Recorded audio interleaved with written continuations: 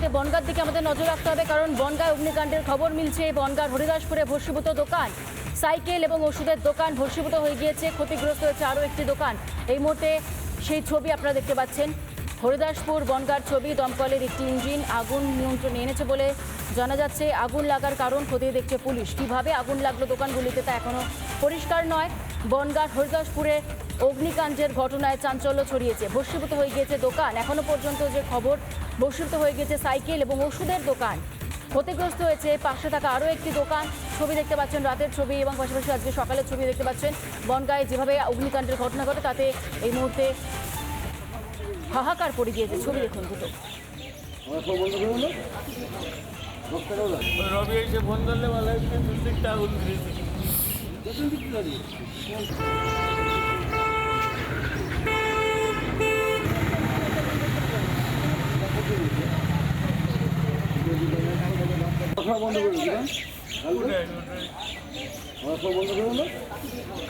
পুরে ছাই হয়ে গেছে সাইকেল এবং ওষুধের দোকান। আপনারা সেই ছবি দেখতে পাচ্ছেন। দোকান হারিয়ে মাথায় হাত, কান্নায় ভেঙে পড়েছেন এই মুহূর্তে দোকান মালিকরা।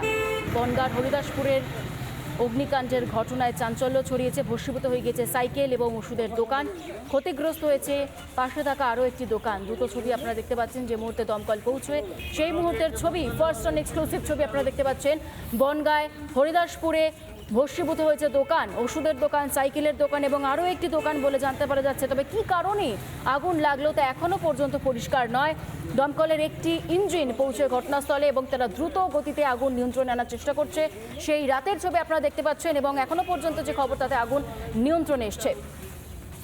দোকান হারিয়ে এই মুহূর্তে কান্নায় ভেঙে পড়েছেন দোকানের মালিক, সেই ছবি আপনারা দেখতে পাচ্ছেন। এই মুহূর্তে দোকানের সামনে বসে কান্নায় ভেঙে পড়েছেন তারা। আগুন লাগার কি কারণ তা স্পষ্ট নয়। দোকান সংলগ্ন বাড়ি এবং খড়ের গাদাতেও আগুন লেগে গিয়েছে বলে জানা যাচ্ছে।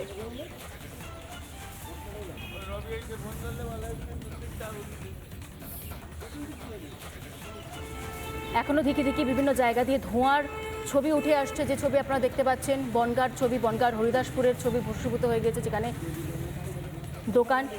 দোকানের মালিকের ছেলে কি জানিয়েছেন এই ঘটনায়, শুনুন একবার।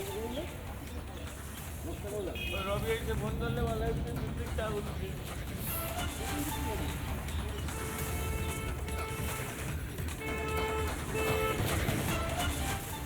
রাত্রে অনেকবার ফোন করা হয়েছে আমাদের, তো আমরা পাওয়ার পরে ফোনটা মানে সাইলেন্ট ছিল আর কি। ডাক্তারখানাটা আমি, চেম্বারটা আমিই চালাই দুবেলা। কালকে রাত 8:30 নাগাদ আমি এখান থেকে বন্ধ করে বাড়িতে গিয়েছি। যাওয়ার পরে এখন শুনছি রাত 11:10-15 নাগাদ নাকি আগুনটা ধরেছে। ফায়ার ব্রিগেড যখন এসছে তখন সবই শেষ। বলি এটা খুবই মানে মেনে নিয়ে যাচ্ছে না জিনিসটা। ওষুধপত্র যা ছিল পুরো শেষ। ক্ষতিগ্রস্ত দোকানের মালিক ঘটনায় কি জানাচ্ছেন, শুনুন একবার।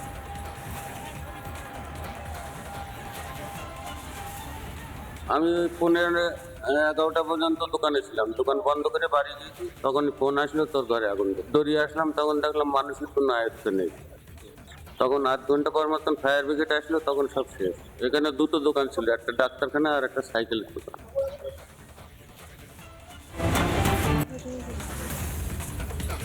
নানা ধরনের কন্টেন্ট দেখার জন্য লাইক করুন, শেয়ার করুন আমাদের ফেসবুক পেজ, সাবস্ক্রাইব করুন আমাদের ইউটিউব চ্যানেল।